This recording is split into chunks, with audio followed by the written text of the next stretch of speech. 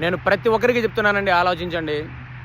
ప్రపంచం మొత్తం కూడా గ్లోబల్ వార్మింగ్ అన్న పేరుతో ప్రకృతి నాశనం అయిపోతుంది. ప్రకృతి వనరులన్నీ కూడా నాశనం అయిపోతున్నాయి. ప్రతి దేశం కూడా వాళ్ళ ప్రకృతి వనరులను కాపాడుకుంటుంది, శుభ్రంగా ఉంటుంది, కార్బన్ డైఆక్సైడ్ తగ్గించుకుంటున్నారు. ప్రతి దేశం కూడా ఆల్టర్నేటివ్ ఆలోచిస్తున్నారు.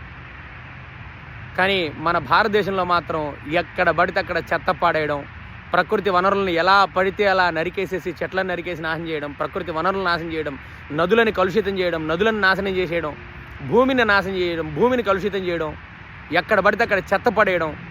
కోవిడ్ అన్న ఒక మహమ్మారి వచ్చి గుర్తు చేసినా కూడా ఇంకా మారకపోతే ఎట్లయ్యా? ప్రకృతిని కాపాడండి. వచ్చే తరాలను ఆ ప్రకృతి కాపాడుతుంది. నెక్స్ట్ జనరేషన్ అనేది ఎలా బ్రతుకుతారండి మీరు మొత్తం ప్రకృతిని నాశనం చేస్తే? ఆలోచించండి. యూత్ అత్యధికంగా ఉన్న భారతదేశం మనది. ఆలోచించండి ప్రతి ఒక్కరు కూడా ప్లీజ్. ప్రకృతి వనరులను కాపాడండి అయ్యా. ఎక్కడ పడితే అక్కడ మలమూత్ర విసర్జనలు, చెత్త పడేయడము, చెట్ల నరికేయడము, నదులను కలుషితం చేయడము దయచేసి చేయకండి. We are the part of society. Youth ప్రతి ఒక్కరు మీ రెస్పాన్సిబిలిటీగా ఈ భారతదేశాన్ని కాపాడండి.